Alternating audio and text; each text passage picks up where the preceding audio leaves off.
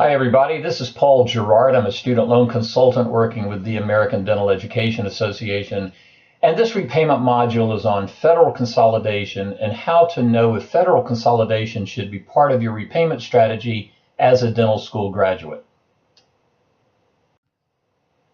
Now, in theory, federal consolidation is really quite simple. It's trading federal debt for federal debt. In other words, you'll be paying off multiple federal loans with one brand new federal loan. If you decide that you want or need to do federal consolidation, you will be doing it directly with the government in their direct consolidation loan program. And you can get more information at studentloans.gov, and that's also where you will find the online application. Now, you're consolidating in a federal program directly with the government, but as you will see on the online application, you can choose the organization to process your loan and to service your new direct consolidation loan. So when you go online to studentloans.gov, you'll get the choice of a loan servicer for your new direct consolidation loan. We think that you will find, after going through this module, that many recent graduates are simply not candidates for federal consolidation. Let's take a look at why that would be the case.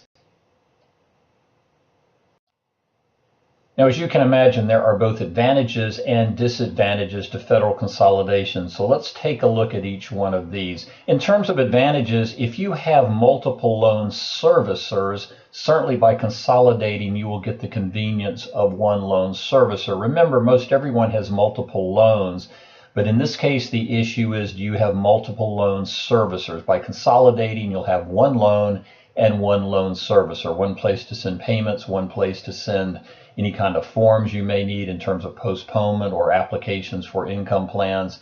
So you'll get the convenience of one loan servicer if you have multiple loan servicers. If you're interested in the Public Service Loan Forgiveness Program and you have any non-direct loans, remember that only direct loans, loans from the government, are eligible for Public Service Loan Forgiveness. So one advantage of consolidation is that if you have any non-direct loans, you can convert that balance into a direct loan balance, and that will help you maximize the potential forgiveness amount under Public Service Loan Forgiveness. In addition, if you are interested in repaying your entire portfolio with either pay-as-you-earn or revised pay-as-you-earn, and once again you have some loans that are not in the direct loan program, consolidation will convert the balance into the direct loan program, and then you can apply for either pay-as-you-earn or revised pay-as-you-earn depending on your eligibility for those programs. Pay and repay are only available on federal direct loans. But there are some disadvantages to federal consolidation as well, and we'd encourage you to take a close look at the first bullet point. Remember that if you do not consolidate, you likely have different loans at different interest rates. Remember, for the past few years, the interest rates on new loans have changed every year. And if you have Direct Plus loans, also called Grad Plus, those rates are higher than your direct unsubsidized loan interest rates. So if you at some point adopted an aggressive repayment strategy and you don't consolidate, you can work with your loan servicer to target the additional payments over and above the minimum payment amount. You can work with them to target the additional payments on your most expensive loan. If you consolidate, you can still pay aggressively. You just don't get the best bang for your buck because you only have one loan. That's why we say federal consolidation partially negates aggressive repayment. When you consolidate with federal direct consolidation, you get a slightly higher interest rate. It's not prohibitively so. The way the rate works is it's a weighted or blended rate of all the loans you're consolidating, rounded up 1/8 of a point. That's only 0.125%, and then that rate is fixed for the life of the loan. So you get a slightly higher rate. You do not get a lower rate when you consolidate, contrary to what you may have heard. So a slightly higher rate, once again, it's not a ridiculously higher rate, but you do get a higher rate when you consolidate. If you have any federal Perkins loans or health profession student loans, and you include them in your consolidation loan, remember those are what we call subsidized loans. They are interest-free during a grace period. If you consolidate those, their balance is converted to an unsubsidized loan status if, again, they're included with your federal consolidation loan. Also, if you consolidate too early, you will lose the grace period on your direct unsubsidized loans. So both advantages and disadvantages to federal consolidation. So let's take a look at whether or not you are a candidate for federal consolidation. You may be a candidate if you have multiple loan servicers and you want the convenience of one loan servicer, one place to make payments, one website, one toll-free number. If you want convenience and you have multiple loan servicers, you may be interested in federal consolidation. But notice we didn't say multiple loans, we said multiple loan servicers. Many of you have multiple loans, but you only have one loan servicer, and we'll actually address that on the next slide. You may also be a candidate for federal consolidation if you have some non-direct federal loans and you're interested in maximizing the forgiveness amount under the Public Service Loan Forgiveness Program. And remember, we have a separate module on public service loan forgiveness known as PSLF. The government can only forgive debt that they made or student loans that they made, and those are called direct loans. So if you have some non-direct federal loans and you're interested in PSLF, you may want to consolidate those into the direct loan program.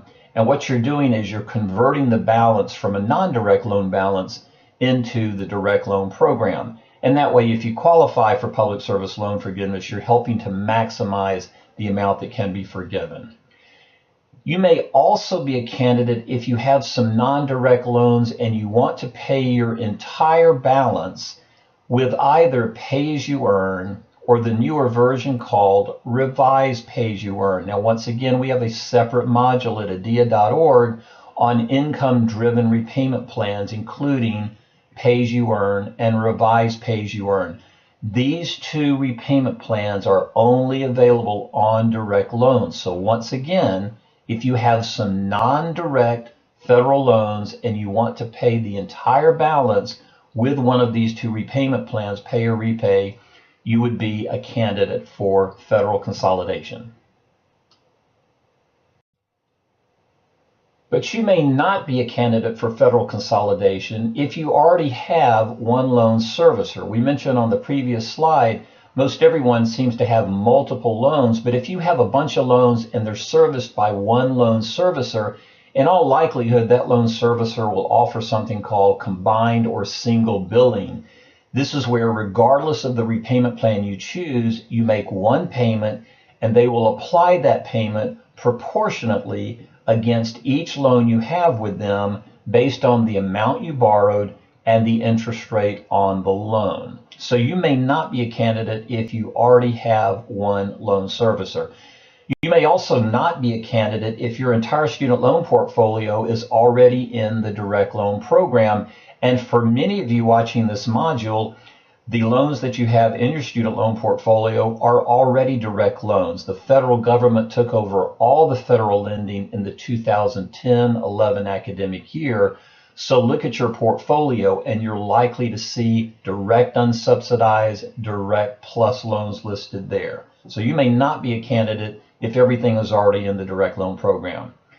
But look at the item 3 here we have listed. You may also not be a candidate if at some point you're interested in aggressive repayment, meaning regardless of the payment plan you choose, you want to pay over and above the minimum required payment amount. If that's the case, with most of the loan servicers, you can target the additional money on your most expensive loan. If you consolidate, you can certainly aggressively pay your consolidation loan with no penalty. But you can't put the extra money on the most expensive loan because you only have one loan, a direct consolidation loan. If you have multiple loans at different rates and at some point you're interested in aggressive repayment, by not consolidating, you preserve the option to post the additional money on your most expensive loan, like a direct plus loan, and this allows you to pay off your debt faster. We hope the information in this short module will help you know whether or not federal consolidation should be part of your repayment strategy as a dental school graduate. Best wishes from the American Dental Education Association.